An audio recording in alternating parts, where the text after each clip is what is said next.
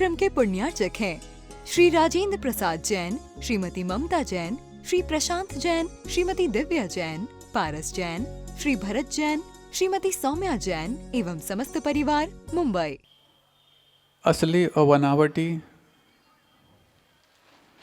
एक शब्द एक दूसरे के विपरीत होकर के भी हमारे जीवन के साथ पूरक बन के चल रहे। बनावटी कितने हैं और असलियत कितनी है, इसलिए असली परीक्षा भी बहुत मुश्किल हो गई। हम किन रूपों में जीवन से साक्षात करना चाहते और साक्षात्कार होने के साथ उससे कुछ और उन्नति के सोपान रचना चाहते, लेकिन तरीके यदि हम बनावटी अपना लें तो क्या असलियत से साक्षात्कार संभव है? और इतना तो फिर भी ठीक है कि तरीके बनावटी अपनाए हों, लेकिन जब बात ऐसी आ जाए कि असलियत का सिर्फ मात्र चोला रह जाए और भीतर बनावटी भी नहीं, असली तो बहुत दूर की बात, फिर क्या कहा जाए। कभी आपने एक बहुत अच्छी ट्रेन देखी हो और वो जो ट्रेन है बाहर से बहुत सजा दी गई हो, फूल मालाओं से सजा दी गई हो और अन्य भी कई डेकोरेशन से उसको डेकोरेट कर दिया गया हो और बहुत लंबी यात्रा वो कर रही हो, लेकिन उसमें एक भी यात्री ना हो, उस ट्रेन को आप क्या कहोगे? सजावट में कोई कमी नहीं है, दूरी मापने में भी कोई कमी नहीं है, समय देने में भी कोई कमी नहीं है, लेकिन एक भी समझदार उसके अंदर नहीं है। ऐसे उस सवारियों से रहित उस सवार की आप क्या कहोगे? उसकी बात को सुन करके आपको कुछ मूर्खता लग रही होगी, हंसी आ रही होगी। क्या हमारे जीवन में भी कुछ ऐसा तो घटित नहीं हो रहा? हमारे आसपास असलियत का ढोंग तो बहुत हो, लेकिन भीतर बनावटी का चोला भी ना रह गया हो। अब ऐसे बनावटी जीवन जीने की पद्धति यदि हमारे साथ आधुनिकता की होड़ में शामिल हो गई है तो इसको क्या कहा जाए? आप लोग सुन रहे हैं? आज आपकी यात्रा हम कहाँ कराने ले जा रहे हैं पता नहीं, लेकिन हमने भले ही उस ट्रेन का उदाहरण आपको दिया हो जिसमें एक भी यात्री ना है, लेकिन हमारी यात्रा में ऐसा ना हो कि आपकी एक भी समझदारी ना। प्रत्येक यात्री आज की यात्रा में बैठेंगे अपने मानस के रूप में। अब सोचो, उस ट्रेन को डेकोरेट बहुत कर दिया गया, लंबी यात्रा कर गई, किसी प्रकार से कोई व्यवधान भी नहीं और कोई रुकावट भी नहीं। और बहुत कुछ ट्रेनें होती ना ऐसी कि हर स्टेशन पर नहीं रुकती, हर जंक्शन पे भी नहीं रुकती, वो राजधानी से राजधानी के बीच में रुकती हैं। भोपाल से सीधा लखनऊ जाकर रुकेगी या भोपाल से सीधा जाकर के जयपुर रुकेगी, ऐसी कुछ ट्रेन भी होती हैं। भले ही वीकली चलें, लेकिन वो ट्रेन चलें और ट्रेन में यात्री ना हो तो ऐसी वीकली को तुम वीक तो कह सकते हो, वीकली नहीं हो सकते। वीक समझते कमजोर, और वीक का मतलब सप्ताह होता है। साप्ताहिक ट्रेन में भी यदि कोई रियल ना हो तो उसको क्या कहा जाए?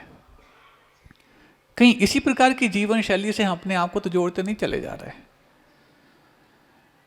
कि उन्नति करना चाहते हैं खुद की, लेकिन उपाय ढूंढ लिए हैं दूसरे के भी नहीं, एक ऐसी पद्धति के जिसके लिए हमने कभी सोचा भी नहीं था कि हमारे जीवन में ये पद्धति काम आ भी सकती है। महाराज कहना क्या चाह रहा है? आप थोड़ा सा खोल दो तो हम समझने लग जाएंगे। तो ऐसा ही होगा कि आपकी यात्रा आपकी ट्रेन आप ही चलाते रहोगे, हम बैठ ही नहीं पाएंगे। अभी शुरू की है और रफ्तार पकड़े बगैर आप लोग को ट्रेन का आनंद भी नहीं आता। तो ऐसी ही कुछ यात्राएं हम करते जा रहे, और खुद करें तो ठीक है, बच्चों से करवाने की सीख देते जा रहे। असलियत में बुद्धिमत्ता क्या होती है, इसको बढ़ाने के लिए बनावटी बुद्धि के लिए प्रेरित देते जा रहे, प्रेरणा देते जा रहे। ये बनावटी बुद्धि क्या, कई बार हम जिसको जिक्र किए हैं, लेकिन उस जिक्र करने के बाद या तो समय पूरा हो जाता था या फिर कुछ और ऐसे सामने चीज़ें होती थी जिससे वो यात्रा पूरी नहीं कर पाई। आज हम सोचे इसकी शुरुआत से ही यात्रा कराते हैं और पूरी समय होने के पहले हो पाए, ऐसे भी कोई हम गर्ज नहीं रखते। अब बनावटी बुद्धि की यात्रा इतनी जोरों से की जा रही है और आपके बच्चों को उस बनावटी बुद्धि के विकास में ही अपनी बुद्धि लगाने का प्रयास किया जा रहा। बनावटी बुद्धि, आर्टिफिशियल इंटेलिजेंस, इसको यदि बनावटी बुद्धि कहा जाए तो आपको थोड़ा सा हर्ज हो सकता है, लेकिन जिनके पास असली बुद्धि है उनको आर्टिफिशियल इंटेलिजेंसी को बनावटी बुद्धि कहने का फर्ज तो निभाना अवश्य होता है। इस फर्ज के तहत ही हम आपके सामने बात रख रहे हैं कि आपके जीवन में बनावटी बुद्धि किस हद तक प्रवेश कर चुकी है। यूँ तो देखा जाए कि वो बनावटी बुद्धि रोबोट या किसी और आर्टिफिशियल इंटेलिजेंसी के जो एडवांस वर्जन हैं उनके साथ ही जुड़ी हो, नहीं। इसकी शुरुआत तो बहुत पहले आप जो कर चुके थे। शताब्दी जब 20 भी थी, शुरुआत आप तब ले चुके थे। शताब्दी जब 21 भी आई तो उसकी रफ्तार आपने पकड़ ली है, लेकिन रफ्तार में आप रफ्तार कितने पकड़े नहीं मालूम, असली बुद्धि को गिरफ्तार कितने कर चुके ये तो आपको मालूम होना ही चाहिए। असली बुद्धि की गिरफ्तारी, हाँ, गिरफ्तारी का मतलब सिर्फ इतना नहीं होता कि किसी के हाथ में बेड़ियाँ हथकड़ियाँ डाल दी जाएं और पैरों में बेड़ियाँ डाल दी जाएं, उसी को गिरफ्तार व्यक्ति बोलते हैं। इन दोनों से मुक्त भी हो लेकिन अपनी असली बुद्धि को आगे ना बढ़ा पाता हो, ऐसी गिरफ्तारी बिना जेलर के और बिना जेल के भी हो जाती है। और इस गिरफ्तारी के हर माता पिता शिकार हैं, हर बच्चे शिकार हैं। कुछ ही माता पिता और बच्चों को छोड़ दिया जाए तो इस हद तक शिकार हैं कि यदि आर्टिफिशियल इंटेलिजेंसी के बारे में तुम्हारे पास कोई नॉलेज नहीं है तो वो तुम्हारी असली बुद्धि यानी रियल इंटेलिजेंसी की भी थोड़ी सी कम समीक्षा करेंगे और कम उसको वेटेज देंगे।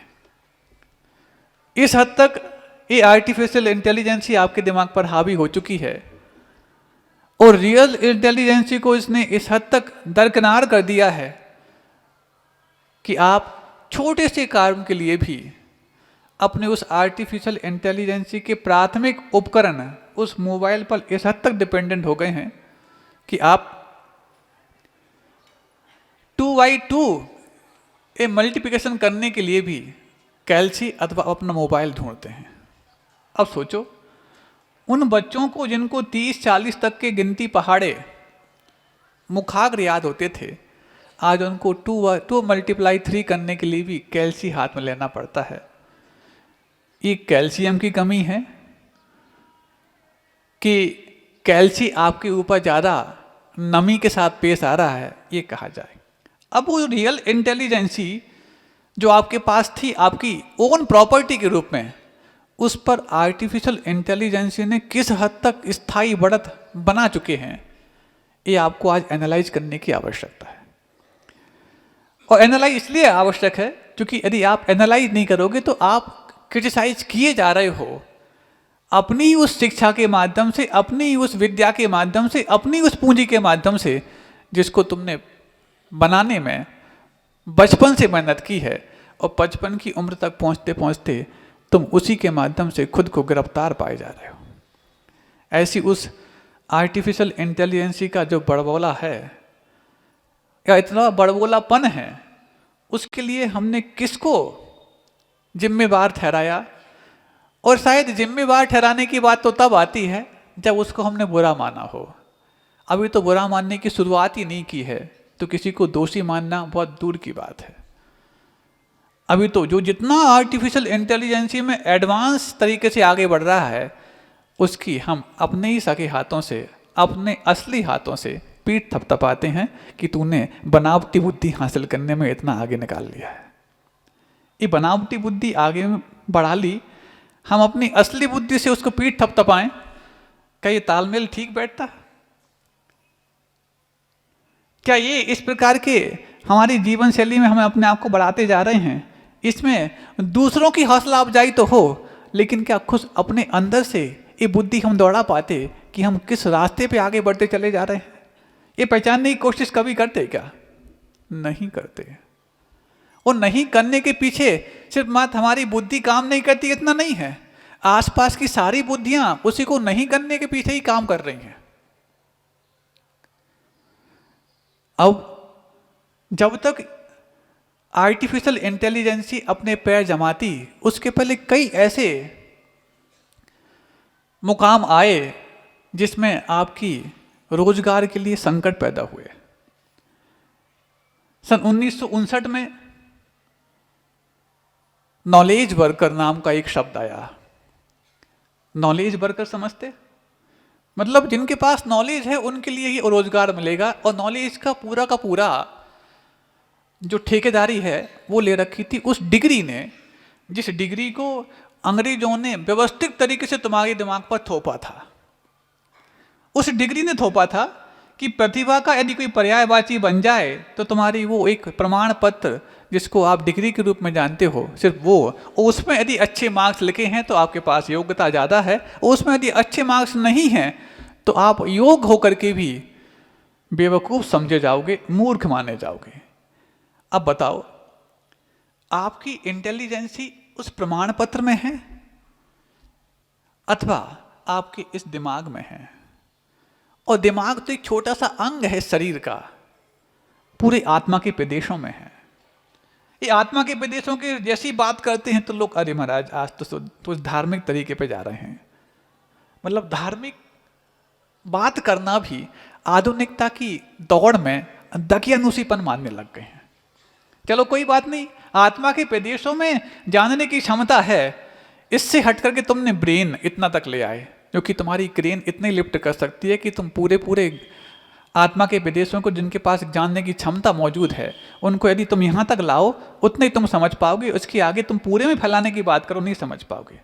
और फिर विज्ञान ये भी कह देता है, देखो ना, जब आप यहाँ चुटकी लेते हैं तो ब्रेन के माध्यम से पता लगता है कि यहाँ पर किसी ने कुछ आपको दबाया हुआ है। वाह, बहुत अच्छा। मतलब यहाँ पर जानने की क्षमता है ही नहीं, और जब यहाँ जानने की क्षमता नहीं है इसका मतलब आत्मा के प्रदेश से मात्र इतना यहाँ पर है, ये शरीर तो पूरा एक मशीन है। हाँ, हो सकता है महाराज, क्योंकि आर्टिफिशियल इंटेलिजेंसी में भी इतना ही तो होता है, कहाँ पर उसका जो अपने आप में चाहिए कंट्रोल पावर होता है उसी को हम वहाँ से कंट्रोल करते रहते हैं तो रोबोट काम करता रहता है। ऐसे ही हमारा कंट्रोल पावर यहाँ पर है, यहाँ ठीक ठाक चल रहा है तो काम हो रहा है, नहीं है तो छोड़ दो उसको। मतलब रियल इंटेलिजेंसी के पैमाने बना करके आप, आर्टिफिशियल इंटेलिजेंसी के पैमाने बना करके तुम रियल इंटेलिजेंसी के बारे में व्याख्या करने बैठ जाओ, ये भी अपने आप में बनावटीपन की हद हो गई। ठीक है, ब्रेन तक मान लो, लेकिन इस ब्रेन तक उस बुद्धि का तुमने संचार माना है, तो इस बुद्धि के संचार के लिए अपनी बुद्धि कहाँ तक तुम पाते हो? मतलब उस एक 8x8 का जो एक डॉक्यूमेंट है, उस डॉक्यूमेंट को तुमने अपनी प्रगति का, अपनी उन्नति का, अपनी बुद्धि का प्रमाण मान लिया। और यदि वो नहीं है, उसमें अच्छे मार्क्स नहीं है, तो उसमें अच्छे मार्क्स ना देख करके रियल इंटेलिजेंसी रखने वाले भी डिप्रेशन के शिकार हो जाते हैं। सुन रहे हैं आप लोग? मेरी क्षमता, मेरी योग्यता मैं नहीं आंक पा रहा, मैंने जो 3 घंटे में कुछ लिखा है उस प्रमाण पत्र में छप करके आ गए, तब मैं मानूंगा कि मेरे पास योग्यता है। उसमें छप करके नहीं आ पाए तो मैं अपने आप को मान लूंगा मेरे जैसा मूर्ख दुनिया में दूसरा कोई नहीं है।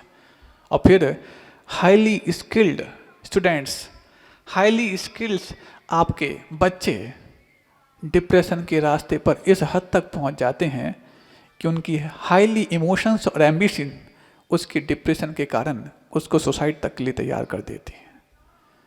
क्या इसका नाम इंटेलिजेंसी है? क्या इसका नाम प्रतिभा है? इसका नाम बुद्धिमत्ता है? और यदि इसका नाम बुद्धिमत्ता है तो फिर वो बात भी ठीक है कि अब ऐसे ही बुद्धिमान मशीनों के लिए नागरिकता प्रदान की जा रही है कई देशों के द्वारा।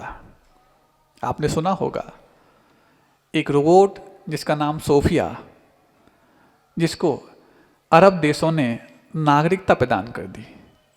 अब देखो, मशीन को नागरिकता प्रदान की जा रही है और मनुष्यों की नागरिकता के बारे में शंका की जा रही है कि तुम हमारे देश के नागरिक हो कि नहीं, और नहीं हो तो आपसे नागरिकता छीनी जा रही है, आपसे इस देश में मिलने वाली सुविधाओं को हम अलग कर रहे हैं।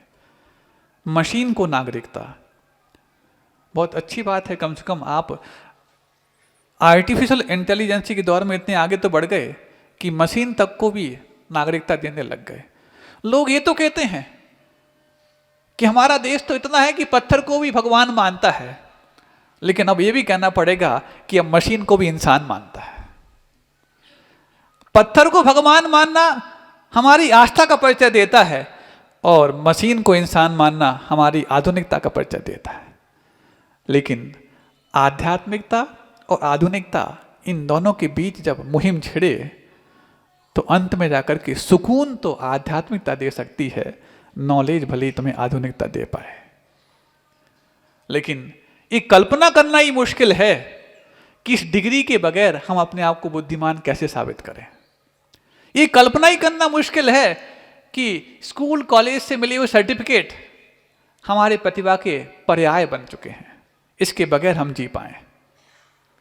ये कल्पना ही करना मुश्किल है कि कोई स्कूल ना जाए और उसके जीवन में प्रतिभा का विकसित रूप सामने आ जाए।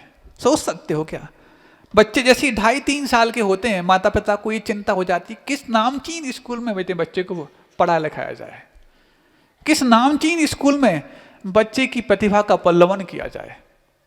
क्या ये चिंता हर माता पिता को नहीं हुई थी जब उनके बच्चे 2.5-3 साल के हो गए थे? हुई थी ना? तो क्या इस चिंता को तुमने गैर जरूरी चिंता मान करके अपने बच्चे को स्कूल नहीं भेजा? इस कार्यक्रम के पुण्यार्चक थे श्री राजेंद्र प्रसाद जैन, श्रीमती ममता जैन, श्री प्रशांत जैन, श्रीमती दिव्या जैन, पारस जैन, श्री भरत जैन, श्रीमती सौम्या जैन एवं समस्त परिवार, मुंबई।